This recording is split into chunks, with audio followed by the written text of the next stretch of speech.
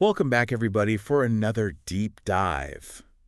This time we're diving into the world of Aynrand, and specifically, her novel, The Fountainhead. Oh, yeah, the Fountainhead. We've got some pretty intense excerpts actually picked out for this one. Yeah. So this is going to be a fun one. It's like we're getting a backstage pass to some of the most thought-provoking ideas out there. It's really amazing how, even just in these little snippets, Yeah. you can really see her laying out her whole philosophy. Oh, yeah. Individualism versus conformity. Right. The true meaning of success. Like, it's all right there. Yeah. And we meet Howard Rourke right away. Yes. This architect who is just completely uncompromising in his vision. Yeah. And it's almost shocking in a way. Yeah. Like, he refuses to design anything that doesn't align with his artistic integrity. Right. Even if it means losing out on, big opportunities. Yeah. Like when the dean of his former school's practically begging him to come back. Oh, that's such a great scene. Oh, it's so good. It's so crucial because it's not even just about him being stubborn. Yeah. She's making a point about the nature of creative work. Yeah. For Rourke, it's not about copying the past or pleasing the masses. Yeah. He wants to create something truly new, something that expresses his own unique vision. But that kind of attitude comes at a price, right? Of course. I mean, not everyone can afford to be that uncompromising, especially in a field like architecture. Yeah, that's where that contrast with Peter Keating really comes in. Yes. He's the other side of the coin. Totally. Keating is all about chasing success as society defines it. The fame, the money, the approval. Yeah. And he's willing to sacrifice his own artistic vision to get there. You could just feel it, too, in that graduation scene.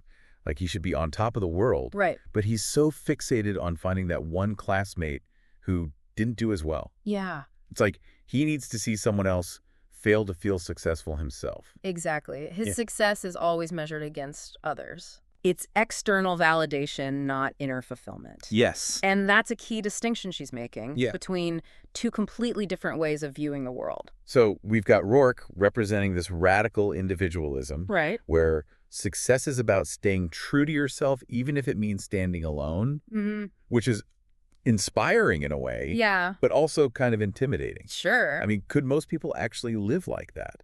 Well, I think that's the question she's posing, right? Yeah. Is it possible to achieve true success without compromising your integrity? Yeah. And what price are you willing to pay to stay true to your vision? Ooh, heavy stuff. Right. But it's not just about individual success either. No. Right? She throws this other character into the mix. Yes. Ellsworth Toohey, the architectural critic. Uh-huh. And he seems to represent this, collectivist mindset that Rourke is battling against. Toohey is so fascinating because he's not a typical villain. Right. He's insidious. Oh, yeah. He manipulates people through ideas. Oh. Using his platform as a critic to push his agenda. Yeah. He doesn't want to destroy beauty. He wants to control it to make it serve the collective, which of course he gets to define. Yeah, he's so good at it. Like the way he twists things around, making traditional styles seem good, but then any individual interpretation is bad taste. Right. It's like he's afraid of anything original or unique.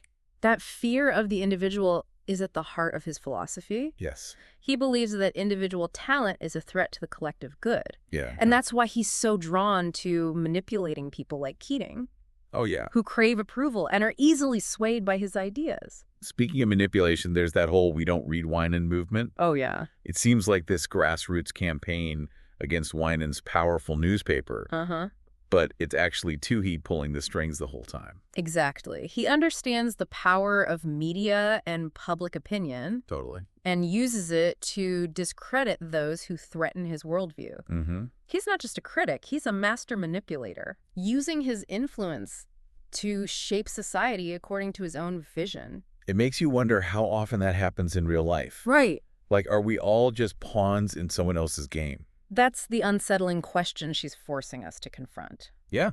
How much control do we really have over our own lives and beliefs? Right. And how do we resist those who try to manipulate us? Okay, now that's something to think about. Yeah. But before we spiral into an existential crisis, Okay.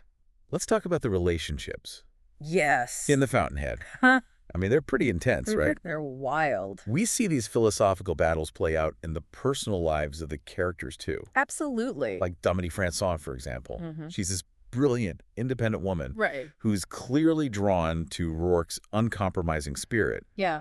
But instead of embracing that attraction, Yeah. she makes this, like, shocking choice. Oh, yeah. She marries Peter Keating. I know. It's crazy. It seems so self-destructive. Yeah. Why would she do that? Right. It's like she's choosing to surround herself with mediocrity. It's not just about self-destruction. Okay. It's about her struggle with the world's view of success. Okay. She admires Rourke, Yeah. but she also believes that society will never accept him, that his genius will be crushed. So in a way, marrying Keating is her way of punishing herself Okay. for even being attracted to Rourke. It's like she's saying, if the world is going to reward mediocrity, I'll just dive headfirst into it. Exactly. Right. It's a complex reaction Yeah. to the conflict between her own desires and her cynical view of the world. Yeah. And it sets up this incredibly complicated dynamic between her and Rourke. And then there's Gail Wynand, this powerful media mogul. Oh, yeah. Who's also drawn to Rourke. Right. But he tries to, like, control and protect him. Yeah. Which backfires spectacularly. He represents a different kind of power than Toohey. Okay. He's the ultimate pragmatist, someone who believes he can bend the world to his will through money and influence. But his encounter with Rourke really challenges that belief. Yeah. He realizes that he can't own or control true creativity. It's like that moment when Wynand realizes that even though he paid for Rourke's house, Yes. it's still Rourke's creation. It is. And that realization shakes him to his core. It does, and it ultimately leads him to make a very drastic decision. Oh, yeah. One that costs him everything.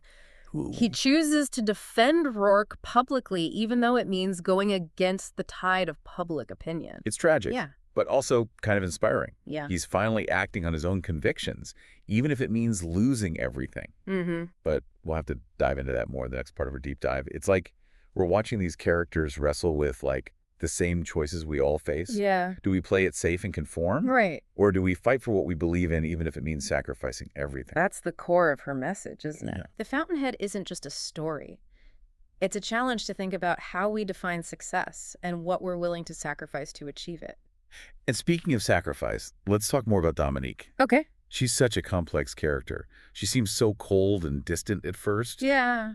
but then you start to see that vulnerability beneath the surface. Her journey is fascinating because Mhm. it reflects that inner struggle I think so many of us experience. Totally. She's torn between her attraction to Rourke and then her deep cynicism about the world. Remember that scene where she destroys the marble statue Oh my gosh. that Rourke made for her? It's heartbreaking. Yeah. But it also reveals a lot about her mindset. Right. It's like she'd rather destroy something beautiful than see it corrupted by the world.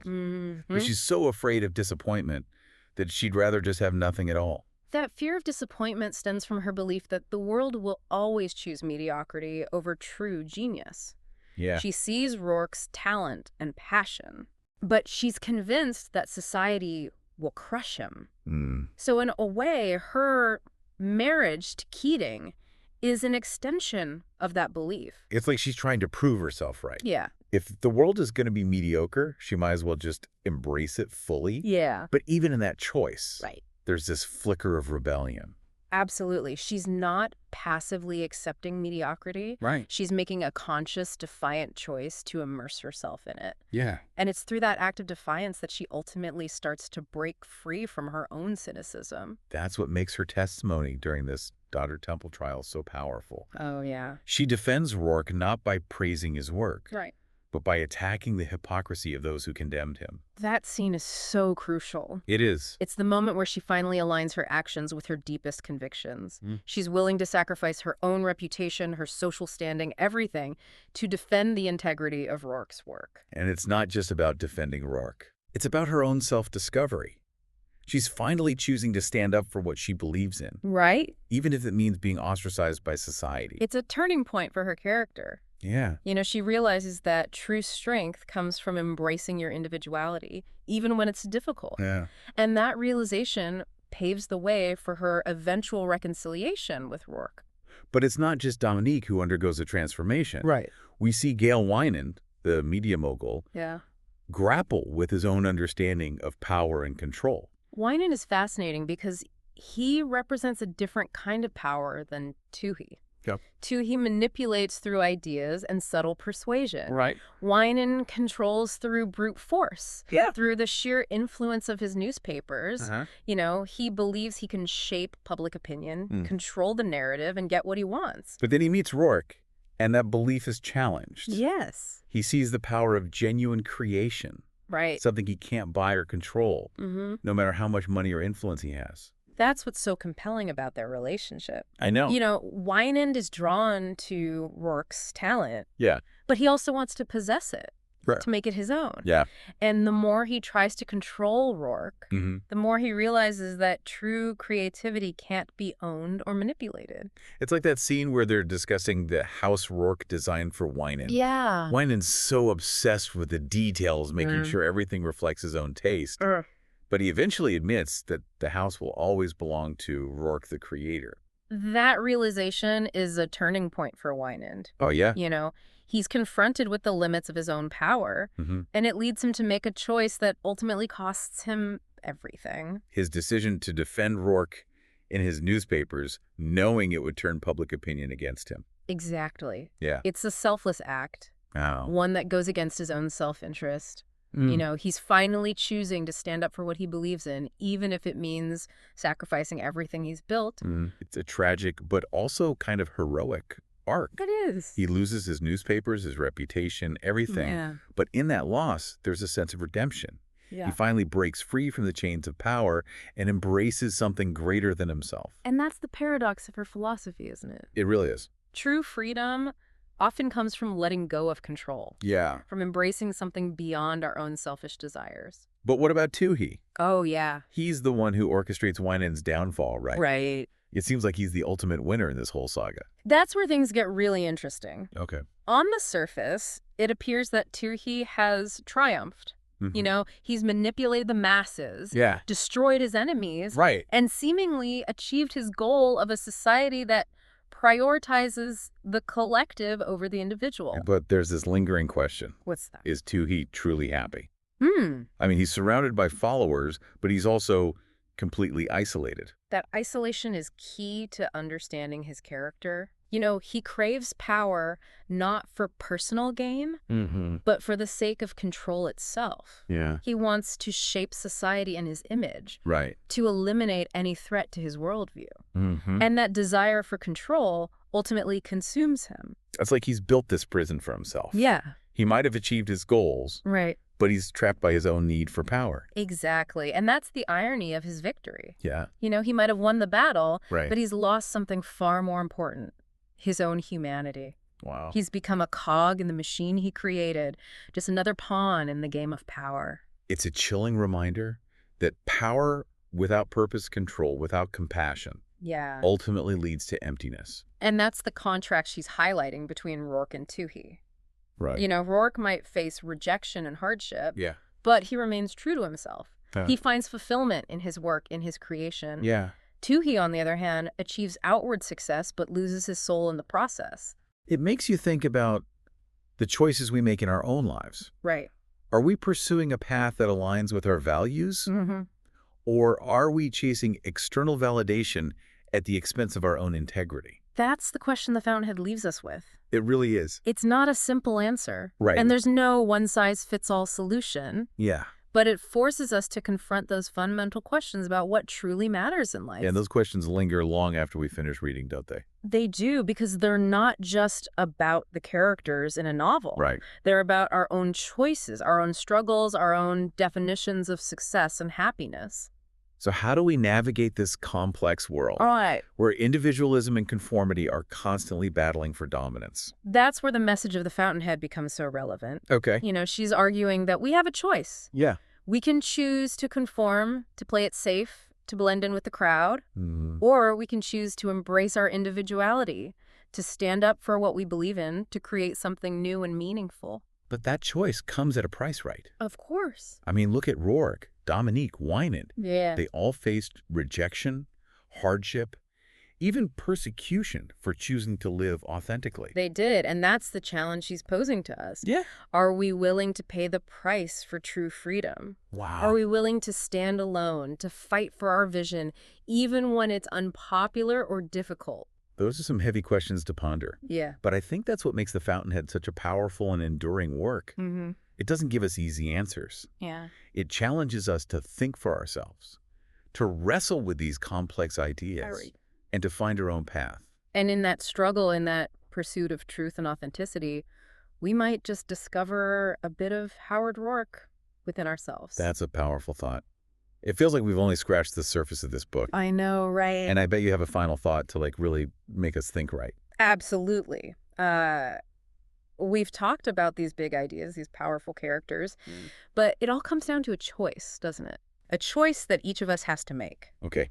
I'm intrigued. Lay it on us. Imagine yourself in the world of the Fountainhead. Would you rather live in a world shaped by Rourke's principles or Toohey's?